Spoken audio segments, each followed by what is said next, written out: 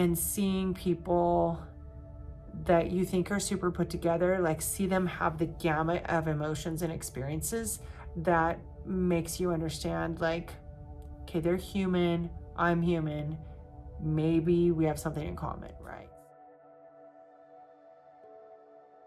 I'm away out of town at a business conference. It's at a super amazing resort.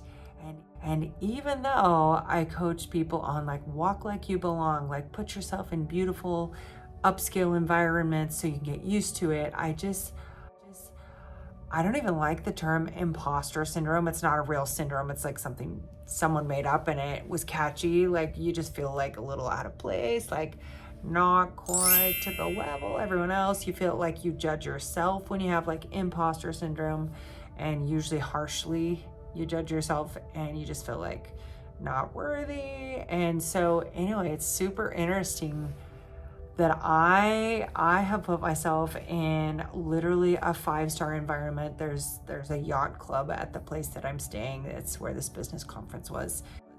And usually I do really well in upscale environments, but I was traveling alone, so I was feeling like a little bit lonely, walking around like these exclusive, super high-end shops all on the property, and just feeling like, oh my gosh, I don't even know if I don't even want to walk in that shop because I don't know, it's just so fancy. Like the flip-flops are $200 probably. I don't even know. I'm making a lot of assumptions that you know, maybe I don't qualify for this level of game, but I'm just like, you know, the cars in the parking lot are like exotic cars. It's like really, I give myself credit for maybe being overly optimistic and going outside of my comfort zone, which I didn't really realize until I got here. But I was like, oh, okay, the people walking in the hall, like the net worth here is just, I just imagine it's staggering.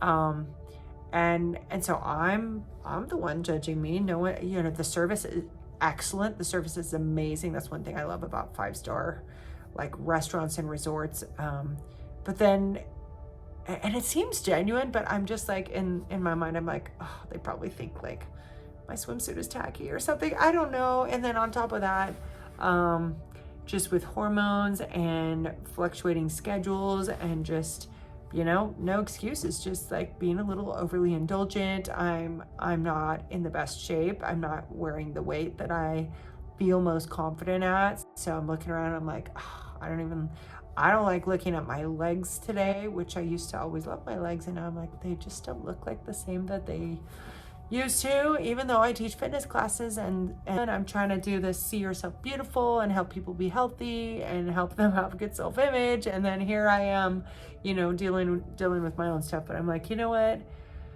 Sometimes it's the lows and seeing people that you think are super put together, like see them have the gamut of emotions and experiences that makes you understand, like, okay, they're human, I'm human, maybe we have something in common. I also actually care about helping people with the See Yourself Beautiful movement. And, you know, they say in the coaching world, like, you coach what you need, right? And maybe I'm a few steps ahead on my journey than you in some areas, and you're probably ahead of me in some.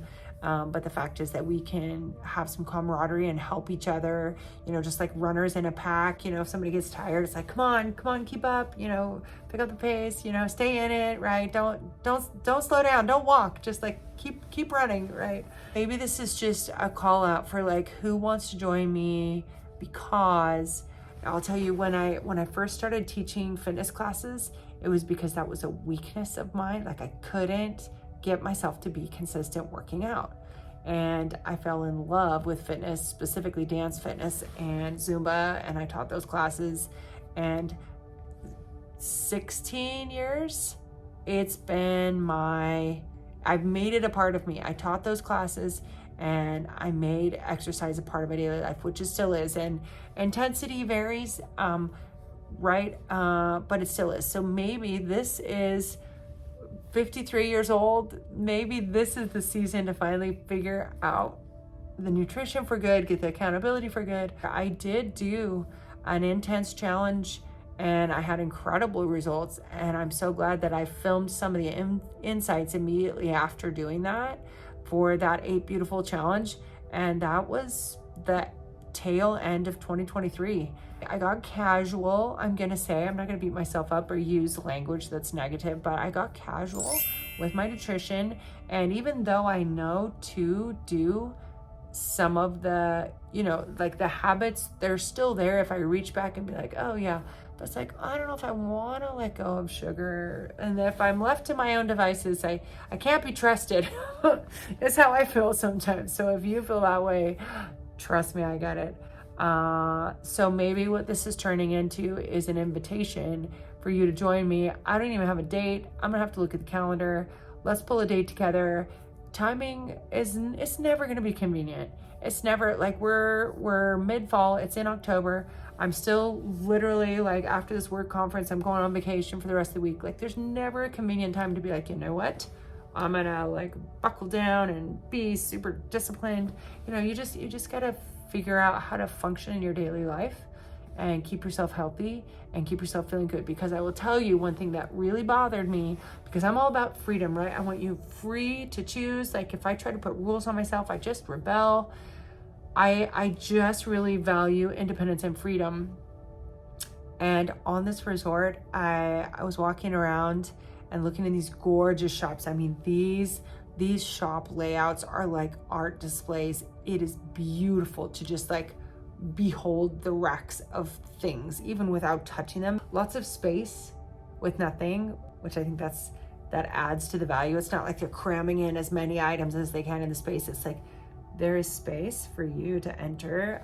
As I was thinking about freedom, I looked at this mannequin, and she had this teeny little bikini and this really cute, like just skimpy cover up. It was so cute though. And I looked in the shop, and you know how you can kind of tell like there's nothing over a size 8 in this shop, you know, and it's not for teenagers, it's for women, like women like me. But I'm just looking and kind of in my mind, and maybe this is true, maybe I'm just making it up in my own head as a limitation that doesn't exist, but I was like, I don't feel like I can go in there. By these standards, I'm like, even though I'm pretty fit, I like to think I'm not that far off the mark, but I don't think I qualify to shop in there. Like if I walk in there, I think I would be disappointed that I didn't fit well or like how I looked if I tried those things on.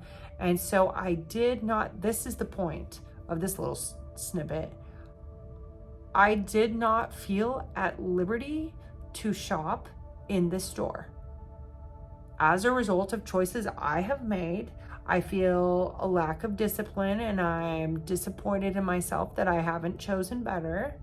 And I'm not like trying to punish myself, but it's just you can pick your choices, but you cannot pick your consequences. You cannot pick different consequences than your choices, right? Like they go together. And so by default, the consequences are I am no longer at liberty to walk in that shop and try on a swimsuit and a little cute thing and look in the mirror and probably love what I see. I mean, I talk about helping you fall madly in love with you, right? And I like myself. I feel like I'm maybe making excuses for myself, like justifying, and that feels like weakness instead of strength, and that bothers me because I like to be strong. But then I'm like, but I'm a grandma now. Grandmas can be soft. There's the hormone thing, and like, bottom line, my choices are not creating and carving and sculpting the body that I feel most comfortable and proud to walk around in. I don't respect the level of choices that I'm making. And so I get to choose every day, every hour of every day, if I'm gonna do something about it. And so the holidays are coming, you know, we're middle of fall. By the time I get back, it's gonna be like the 20th-ish of October. And then it's gonna be like harvest and Thanksgiving and then Christmas and then all the crap. So basically, what am I just gonna resign myself to just feel like I feel now, which It's kind of, like, I'm not excited to walk around in the body that I have right now. I don't look in the mirror and be like, girl, you are hot. You're hot. I'm not feeling that. I like to feel that. Is it prideful? Maybe. I don't know. You could go through all the different sides of what's good or not good to feel, but the bottom line is I don't feel like my best, most empowered self.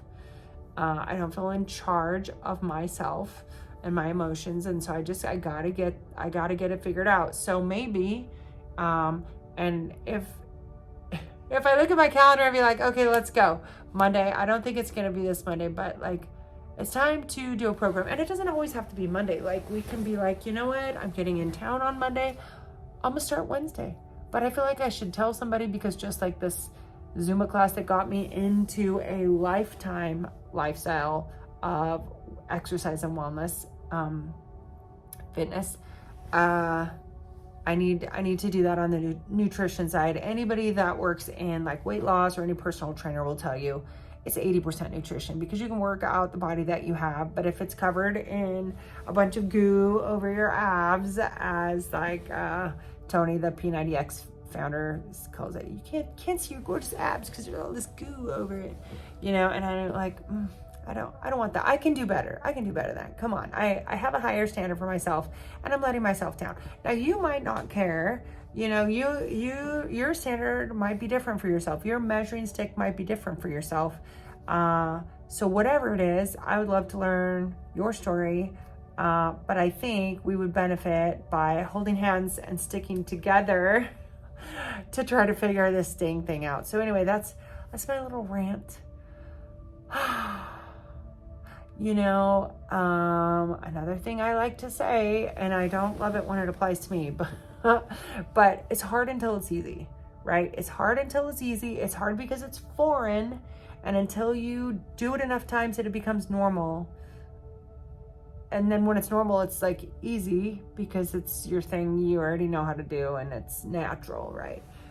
So looks like it's still hard for me to make good and healthy choices that take me to my goals day after day after day. And so I need professional help. I need somebody to join me on this journey, be my accountability buddy. Accountability just means you're being accountable. You are taking an accounting. You're counting and tracking the things that you do.